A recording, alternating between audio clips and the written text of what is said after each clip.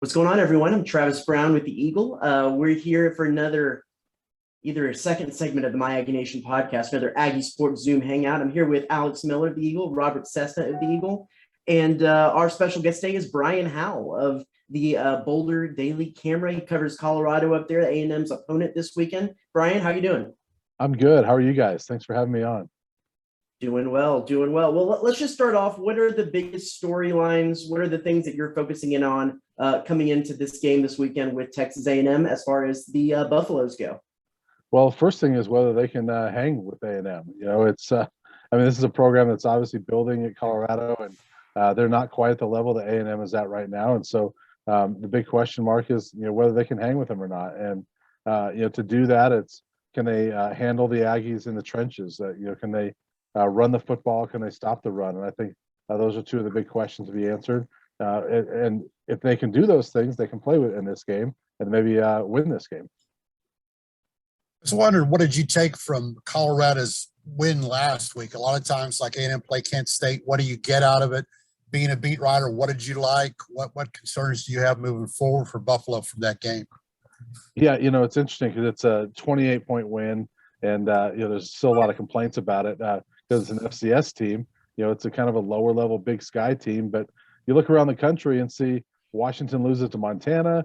You see some other teams struggle with FCS teams and say, well, it wasn't so bad. But basically, what I took out of it was the Buffs got what they needed, which was a win going away where they got to get in some young players and play some depth and didn't have any major injuries. And they didn't have to show a whole lot on film. So they really pretty much got what they wanted to do.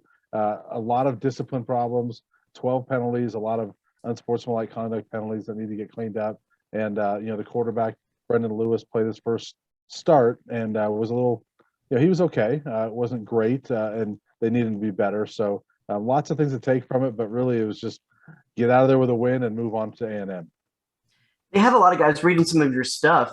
They have a lot of guys, Colorado does, that seemingly are kind of making their comeback from some long-term injuries this season, and some guys who are making a difference. Who are some of those guys, and what have you seen from them so far? Yeah, top of the list is Nate Lamb, the linebacker who played most of last year, but tore his Achilles in the last regular season game and was not available for the Alamo Bowl against Texas. And he tore his Achilles 9 months ago, and he was back playing just this last week, and he looks great. Had 4 tackles and some impact plays, so he leads the way. They have a safety, Chris Miller, that has just been plagued with injuries throughout his career, but he looked good in the opener the other day. And they've got an offensive tackle that we won't see this week, I don't think, Frank Phillip, that he's been out a little bit. So several guys coming back from injuries, not only this year, but just kind of they've been plagued by injuries throughout their career, and they're hoping to stay healthy. So the Buffs have certainly dealt with some injuries on there. Alex Fontenot is another one, actually, a running back from the Dallas area that led their team in rushing in 2019 and missed all of last year with a hip injury, and he came back and scored a touchdown last week. Reading all the season previews from Colorado, two things came out from everybody's positive this time of the year, but more depth and more talent. Is that the case? Do you feel it? How much more than, let's say, when Darrell took over? Yeah, they're building. Darrell's just kind of building upon what Mel Tucker started. Mel Tucker was here for about 5 minutes, so he didn't have a chance to really do much. But really, Mike McIntyre started doing a solid job towards the end of his tenure with recruiting.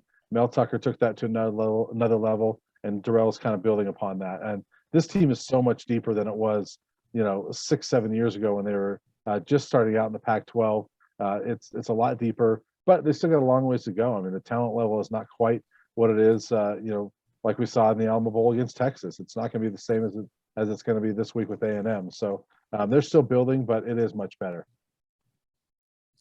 What about looking at the matchups? A&M gave up a lot of yards rushing last week, which was kind of uncommon for them, considering the opponent. Even though they'd run the ball well last year, it was the Mid-American. I noticed Colorado had like 4 or 5 guys last week with at least 30 yards. Some of those names guys are back. Is this a matchup that Colorado has to win, or at least hold their own, to have a chance to make this a competitive game? Yeah, I think so. Colorado's running game is kind of its bread and butter on offense, especially with their quarterback being a freshman that's just getting started. So they believe this is the deepest running back room they've had in almost 20 years. And, Jarek Broussard was the Pac-12 Offensive Player of the Year last year. Alex Fontenot, like I mentioned, led the team in rushing 2 years ago and is back. Ashad Clayton was a 4-star recruit in the 2020 class. Deion Smith is another kid that he missed all last year with injury. He scored a touchdown the other day. So they rushed for 281 last week. Brendan Lewis, the quarterback, ran for 44. So they'll get some yards from him. If they can get close to or around 200 yards, that's going to be a huge thing for this team. If they can't run the ball at all, just forget it. They're not going to win this game. Do they run power or they spread it out? The quarterback from Kent State even hurt A&M a little bit last week with his week. So what does their formations look like? Yeah, it's really more straightforward running. I mean, not a lot of fullback, but it's a lot of, between the tackles types of runs. Brendan Lewis will gain his yards really kind of, scrambling and kind of make some plays with his feet. They didn't do a lot of read option, anything like that. I don't know if they'll show that against A&M, but they'll do, some power stuff in short yardage situations, but typically it's between the tackles and one back. Something that I'm interested in, A&M replaced 4 offensive linemen from last year coming into this year. Kent State's defensive fronts, they got a little bit on them, but this is the test I was looking for first for A&M's offensive line. What is the kind of matchup they'll be facing with the defensive line and the defensive front of Colorado? Yeah, the starters are pretty good. There's not a whole lot of depth with CU's defensive line, but Jalen Sami is a nose tackle that's pretty good. He had a couple TFLs last week. Naeem Rodman's pretty good. Terrence Lang, Janice Jordan is another one that's got some starting experience. That foursome is pretty good, and they can give A&M some fits there and at least a test up there. But they don't have a whole lot of depth. A lot of freshmen beyond that 4, so we'll see how deep they go in the rotation. But that group can do a pretty good job and hold its own. And then A&M's had 4 turnovers in the game this last week, 3 of them from quarterback Haynes King, 4 interceptions. What's kind of the ball hawking ability of Colorado's secondary? How have they been in forcing turnovers lately? Because that could be a differentiation in a game like this with a young quarterback. Yeah, it's been a while since we've seen Colorado, really force a lot of turnovers in the secondary. I mean, they had a group in 2016 when they won the Pac-12 South that was really good at it, but they haven't been great since then. They did have an interception in the end zone last week on an overthrown ball, but really it's not a lot of interceptions from this group. They've got to get better at it, and that might be one area where Texas A&M could see some improvement from last week because Colorado just has not shown that ability to really take a lot of turnovers from the opposition. So does that mean, are they a read and react defense and don't bring as much pressure, hope for you guys, other team to make a mistake, bend, not break? What kind of defense are we looking at? They mix it up a lot. I mean, there is a lot of read and react, but they do have some guys that can bring pressure. I mean, Carson Wells, an outside linebacker, he led the country in TFLs per game last year, so he's really good. Nate Lamon, he's going to get in the backfield quite a bit, but they kind of go off of their defense. They say they're going to go off of kind of what the opposition shows. So it can look different week to week and multiple fronts. And I mean, they've been 3-4 for several years, and then all of a sudden their preseason depth chart shows a 4-3. And it was like, well, okay, that kind of surprised me. And then they start off, with a 2-man front. So they're going to mix it up a lot. You'll see a lot of different things on that defense. Ryan, this is a neutral site game, but just down the road from, Boulder, what kind of environment are you kind of expecting, even though it's a neutral site game? And is this a game that, Colorado fans in the Denver area will go to? Seems like it's kind of a destination trip for a lot of A&M fans. Yeah, it's interesting because it's been a topic of discussion here that the ticket sales really aren't going that well. I think they're much less than what CU anticipated. I mean, the Broncos Stadium holds 76,000 fans, and as of yesterday, their sports information department sent out an email to the writers saying, "Hey, would you guys mind sending this link out for people to buy tickets?" There are 53,000 tickets sold, so that's 23,000 seats that are unsold just a few days before the game. And actually, CU just announced right before I jumped on here, I saw they're giving free tickets away to first responders, which is a nice gesture, especially on September 11th. But I think it also speaks to the fact that they've got a lot of tickets that are not sold. So it's not a high. CU doesn't get a lot of attention around here. This is a Broncos town. first and foremost, and everybody else plays second fiddle there. And so it's not a highly anticipated game, apparently, just based off the ticket sales. A lot of CU fans wish this was in Boulder. Yeah, is we talking a lot more price for a Denver ticket versus if it had been at Boulder? I honestly don't know because I haven't looked at the price. Excuse me, haven't looked at the prices. I have heard that from fans that it seems like it's a lot more than it has been. One thing I know a few fans are disappointed in is CU did not include it in its season ticket package, and so some season ticket holders are a little bit disappointed in that. One of the reasons they did that is because whenever they've played in Denver in the past, it's always CSU, but a lot of season ticket holders opt out of that game. So they decided, well, let's just not make it part of the package this year. And so I think that could be part of it. But it's interesting. I mean, I thought for sure this game would be well over 60,000 seats. So I never thought it'd be sold out, but I thought it would, get to 65, 70. But, I don't think we're going to get there. I'm interested because A&M is traveling. What's the COVID protocol out there in your area? Just, COVID update, because we're in our little foxhole here, so to speak, in Texas. This is A&M's first road trip. What can we expect COVID-wise in the Denver area? Yeah, a lot of, I think like a lot of places in the, masks aren't really required indoors, but it's like recommended a lot of places indoors. I don't think that they're required at the stadium. I think because it's outdoors, it's quote strongly recommended, but it was last week too, and there weren't a lot of fans wearing their masks at Folsom Field. So not a lot of mask requirements, but there are some restaurants in Denver, downtown Denver, that will require a mask when you're not eating. So kind of be aware of that. So what's going to be a successful game for Colorado? Well, I mean, obviously, if they can somehow win it, that'd be monumental for this program. But to me, I think if they can, keep this within a couple touchdowns, that's a successful game. It's sort of telling that. I mean, they obviously all want to win them, but in a press conference this week, Carl Durrell mentioned that, hey, this is kind of a measuring stick game for us, and this is a game that we want to be in these types of games in the future.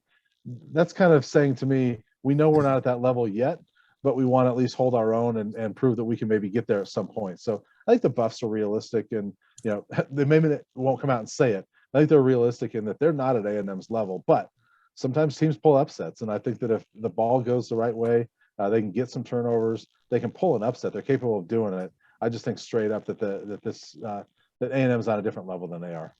I think the question that all the fans who are going to attend this game want to know: will Ralphie run? I think so. I should have been prepared for that one. I don't know for a fact if she is, but I think she is running. And what's for people who don't know? I know that they're breaking in a new Ralphie. What's kind of the backstory on that and the much smaller Ralphie they have right now? Yeah, so Ralphie 5, was the mascot for about 12 years, and around the middle of the 2019 season, she just decided, I'm not going to run anymore, and they couldn't really control her as much anymore, and they deemed it wasn't safe, so she didn't run the last 3 games of that year, and they've kind of been searching for a new Buffalo, and you can't just force a Buffalo to be Ralphie. I mean, you've got to work with them, and they've got to, as the handlers always tell me, Ralphie will let us know that she can be Ralphie. So they've gone through what I heard 4 different Buffalo trying to find this one, and it's about a 15-month-old Buffalo, which is pretty young. I think it's the youngest one they've ever had, at least going back to Ralphie 1 in the 60s, and she's only about 500 pounds, whereas when she gets older, she'll be about 1,300 pounds. So she looks pretty little now. It's still a 500-pound animal, though. So and she had a couple pretty good runs last week in her debut, so it looked pretty good. I'll stick away from her. But one question I wonder is, you always worry about a coach and a fit. Durrell, had one good year at UCLA, went off to the NFL. Do the people out there feel Durrell's a good fit for the Colorado program? Because I know you mentioned they've gone through a few coaches here in the last decade.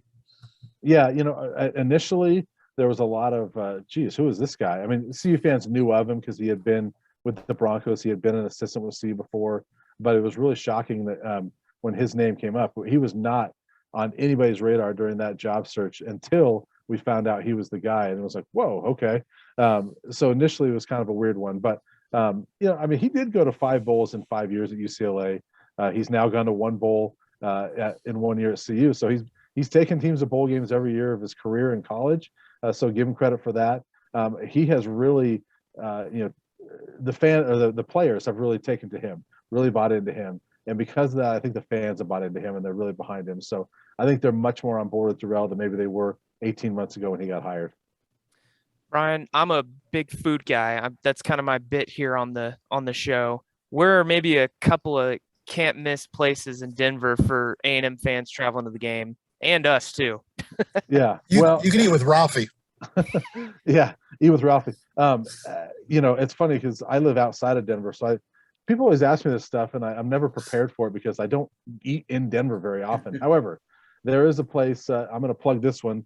And I'm not affiliated with this place, but I've been there a lot, and I know it's a big CU guy that runs the place. But Blake Street Tavern is pretty good over by Coors Field. It's a really good sports bar. That's a place, especially if you get in Friday. Friday night you can go watch some sports. They got TVs all over the place. That'd be a really good place. There's some good, sports bars in the Denver area. Just lots of places downtown to go to. So if you head anywhere downtown near the stadium, you'll find a good spot.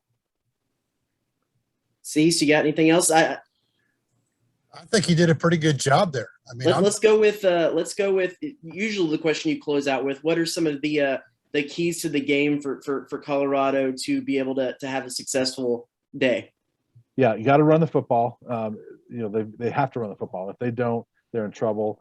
They've got to stop the run, and I think A&M's going to get its yards, but they've got to limit what A&M's impact is on the ground. They've got to force turnovers and take advantage of mistakes that A&M makes and try to force them into some. And then CU's got to avoid mistakes, and they got to play a clean football game. All right. Well, before we let you go, thanks so much for your time. Why don't you let everyone know the best way to find your stuff to read to get ready for the game this weekend? Yeah, you can find our stuff at buffzone.com and follow me on Twitter at Brian Howell 33, and we'll have a lot of stuff coming up prior to the game and afterwards.